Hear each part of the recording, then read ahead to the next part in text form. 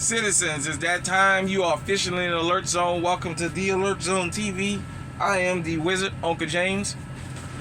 Hope everybody's having a good night. I would love for you to become an active citizen of the Alert Zone. And you can do that by hitting the subscribe button, hitting the bell so you can be notified when we drop fire content, giving the video a like, sharing, all that good stuff, commenting. We definitely love your comments here. If you are 18 years of age or older and are able to be legally armed in America, practice your Second Amendment rights. It is not illegal under the Constitution. So, I wanted to talk about the side of the road. That's not where you hold court. If you came from the old channel, you remember I had a series about this. And I always talked about dealing with law enforcement and how on the side of the road is not where you argue with them. I understand the written laws, but I like to pass on the unwritten laws. And at the end of the day, I like to be a realist and just tell you basically what to do in situational deals and how to survive. And what I mean by that is, I understand on paper what law enforcement can and can't do, but that don't always translate into the real life. And one thing a lot of us law-abiding citizens don't like to be told, but we have to always think about this is, as a law-abiding citizen that is legally armed, it is your job to de-escalate a situation when it comes to law enforcement.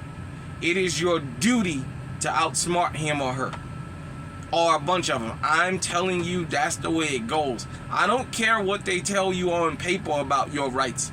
I'm telling you about your rights and your duty to you and your family to survive. Now, I'm going to go through something and then I'm going to drop a 10-ton banana on some of y'all. Shout out to Blue Watch.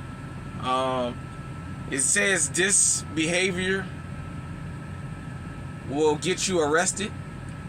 This is about the woman. I'm not sure exactly where she is.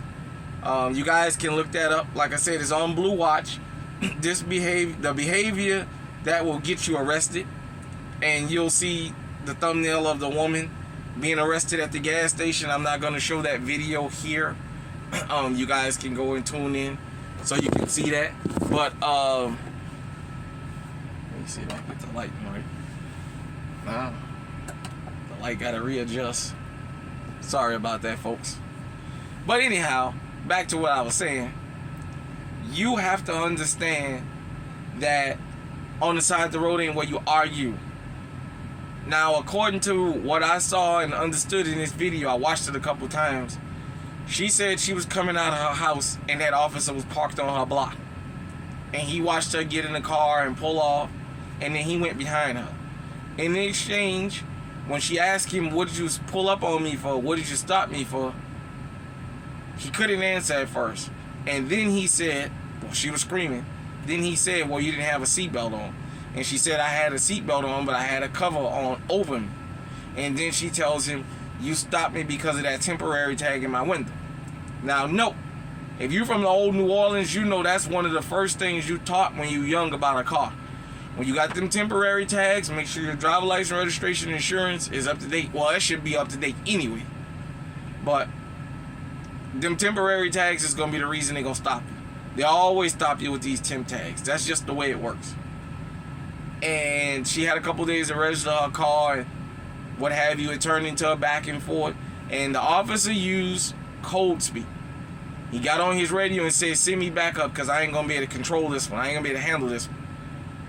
He acted with a polite tone and he kept asking her for all her information. And she was screaming and shouting and talking about what she wasn't going to give him and what have you. And then when his backup shows up, now he feel comfortable to raise his voice and what have you. And she says, you wasn't talking like that before he came. Now you're screaming and raising your voice and this and that, and I feel afraid and all this other stuff. He understood he had backup. But he understood something when he stopped you.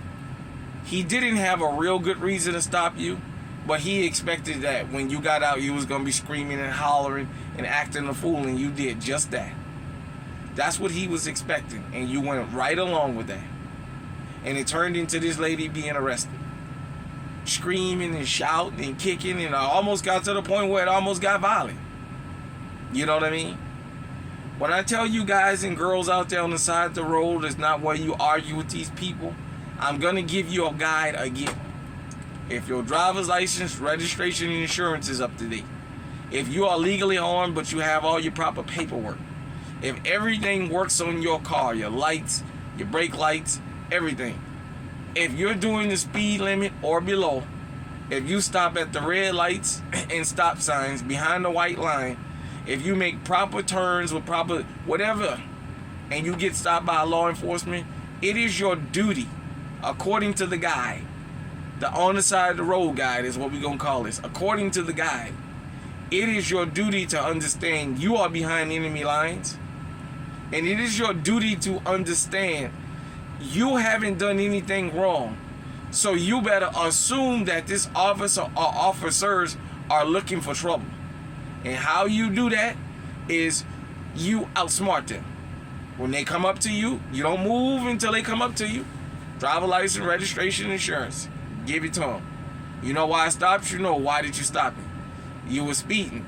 Oh, I checked my speed. The speed limit is 40. I was doing 35. Well, my gun said it was doing 40. Okay. Driver license, registration, insurance. Let them run it. Let them give you a ticket. Go on about your business. You can fight it in court. You already know if you wasn't speeding, you know deep down, if you wasn't doing anything wrong, that this officer or officers are looking for trouble. You have to be smart enough to outsmart them and say, let me make this traffic stop as quick as possible. Period. Point blank. I can argue this in the court. Police officers go through a lot of training. And they're constantly being trained on how the laws affect everybody and how the laws change. Why do you think now they have this cop city they're building in Atlanta? And they keep talking about it's an urban training center. They're being trained on how to deal with people in the big cities. That's what that is going to simulate. They're going to simulate all kinds of situations. And you know where they get these situations from? These people just don't get this out of the sky. They go around, they come on social media, and before social media, social workers and all that type of stuff used to drop in all types of data.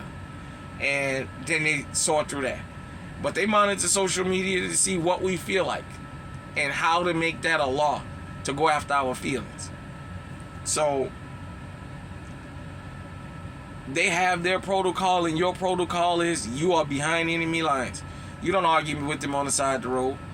If you have your firearm and you let them know about your firearm and what have you, or if you decide not to say nothing until they want to search the vehicle, that's okay.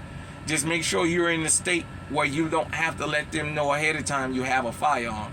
You know, sometimes I've had a couple times where I've kept my mouth closed because I looked at where I actually got stopped and I understood the aggression that was coming towards me, and the last thing I wanted to say without having to be forced to say it was that I had a firearm on me, because I knew I was in a position where I could have possibly been taken out of here, and so I had to use my head and stay calm. But on the side of the road is not where you argue with them. When they tell you that they want to search you, understand something. You have a right to tell them no, that you don't agree to search because you haven't done anything. But understand, our laws and our rights are eroding. So once they ask to search and you say no, police officers are trained not to believe any civilians. They're trained to believe that we're all liars. Once they ask you to search your vehicle, you're not leaving until they search it. Now, if you're lucky, they'll bring a K9 out and the K9 won't say sniff. But, you know, you're not a K9 trainer, so you don't know. They can always lie and say, well, the K9 hit on your car, I got to search it. As I'm saying this, they're sitting down with these think tanks going through this right now. This is how this stuff becomes laws. These laws don't just fall out of the sky. People just think that people just sit down and write this stuff up. No, they don't. they go around and they check people's feelings and they make laws based on people's feelings. It's like most people feel like I shouldn't be stopped for just doing nothing. But you have a lot of states that has adopted already laws that say upon request, a person shall identify themselves. If not, they can be lawfully detained. But nevertheless,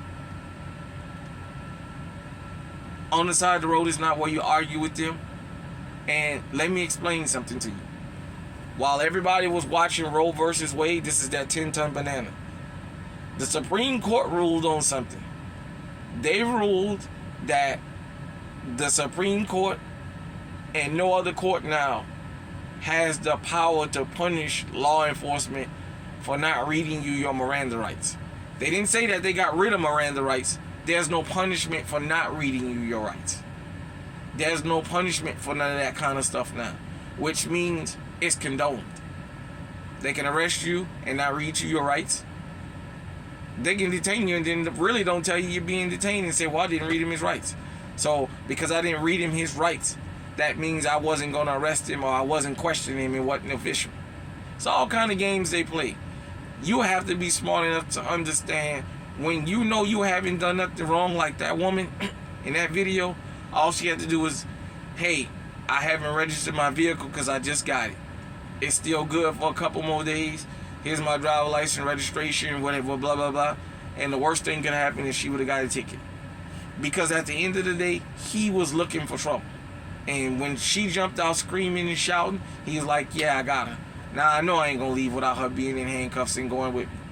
All she had to do was just get out. She knew he already was looking for a problem. Just give him what he asked for and let it go. And then once he made it clear he was arresting her, she was saying, I'll give it to you. And he said it was too late.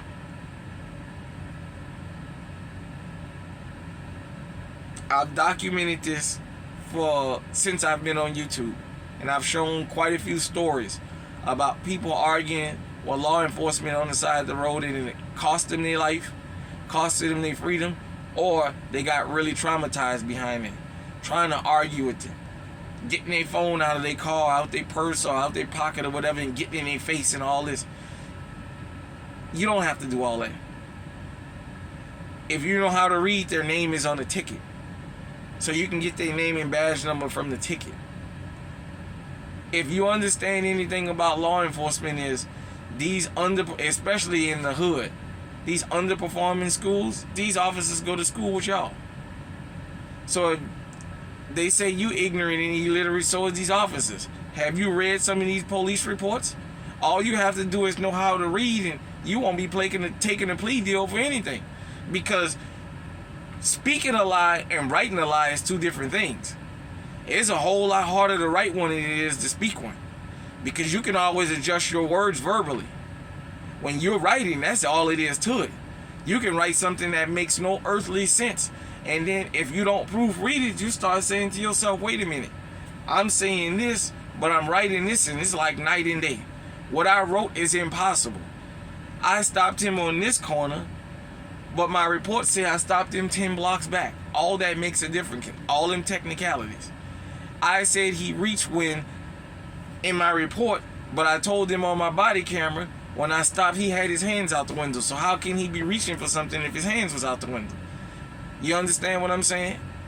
And this is not to take a dig at law enforcement. I'm just saying a lot of these officers who down the line get caught 10, 15, 20 years later after it's already too late. This is the type of stuff they do. But on the side of the road is not where you argue with them, because the Supreme Court is just making it clear now. They just eroding your rights. Until pretty soon you ain't going to have no rights. It's already a police state. It's going to be even worse. I advocate just do the right thing. Follow the law. You get stopped by the police, make it as quick as possible. Take this into consideration. The longer you on the side of that road, the longer and the greater the opportunity of something happening to you, not only from law enforcement, but from passersby that's not paying attention, that may run into you or run into that officer. You see that all the time also.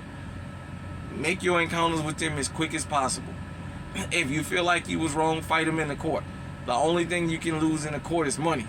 on the side of the road, you can wind up losing your life and the life of everybody in your vehicle. Hit me in the comment section and let me know what you think. Till next time, everybody out there, stay safe, stay on high alert. This is the Side of the Road guide, and this is the guide to dealing with problems out in the real world. This is a worldwide movement. This will help you anywhere you go in this world, anywhere you're from in this world and you see this. Peace.